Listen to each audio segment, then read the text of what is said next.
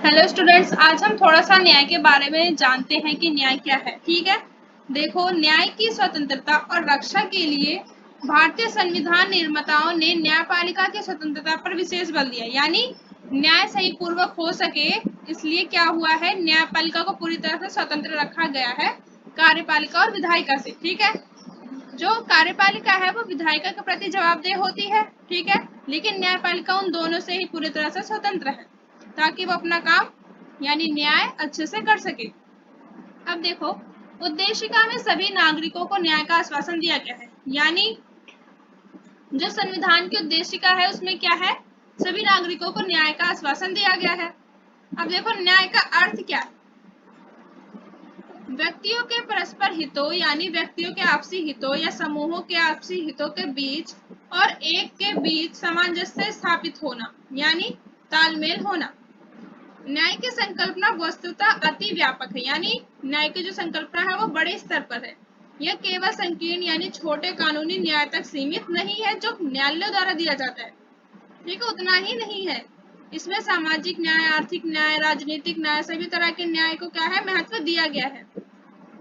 सबसे पहले आता है, देखो, सामाजिक न्याय। सामाजिक न्याय से अभिप्राय है, यानी इससे मतलब है कि मानव मानव के बीच में जाति या फिर किसी भी वर्ण के आधार पर भेदभाव ना माना जाए और प्रत्येक नागरिक को क्या है, उन्नति के समुचित अवसर सुलभ हो, यानी विकास करने के लिए जो भी अच्छे से अच्छे अवसर हैं वो उन्हें मिले। ठीक है, आता है आर्थिक न्याय।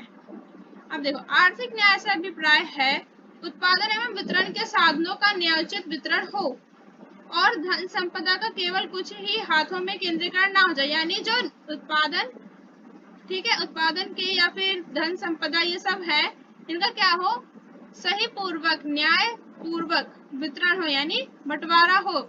ऐसा ना हो केवल ये अमीरों के हाथों में ही या कुछ लोगों के हाथों में ही केंद्रीकरण यानी उनकी ही होकर ना रह जाए। ठीक है, जैसे हम देखते हैं कि अमीर और अमीर हो रहा है, गरीब और गरीब होता जा रहा है। ठीक है, तो ऐसा ही है कि धन संपदा सिर्फ अमीरों के हाथों में ही रह गई है। अब देखो, नेक्स्ट आता है राजनीतिक न्याय। राजनीतिक न्याय से क्या अभिप्राय है, इससे क्या है, देखो, राज्य के अंतर्गत समस्त नागरिकों को समान रूप से नागरिक और राजनीतिक अधिकार प्राप्त होते हैं। ठीक है, कि जो भी वयस्क हैंगे 18 वर्ष से ऊपर के, है ना, उन्हें सार्वभौमिक व्यक्ति मताधिकार प्राप्त है। ठीक है, वोट देने का अधिकार है उन्हें। ठीक है, और क्या है, वो चुनाव लड़ सकते हैं, ये भी अधिकार है, नागरिकता है उन्हें।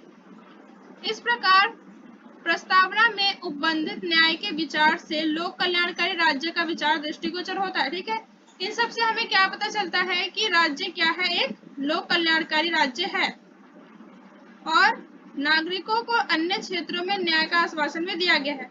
और इन तीनों को छोड़कर और भी अन्य क्षेत्रों में क्या है, नागरिकों को न्याय का आश्वासन दिया गया है। ठीक है, आज के लिए इतना ही। Okay, bye.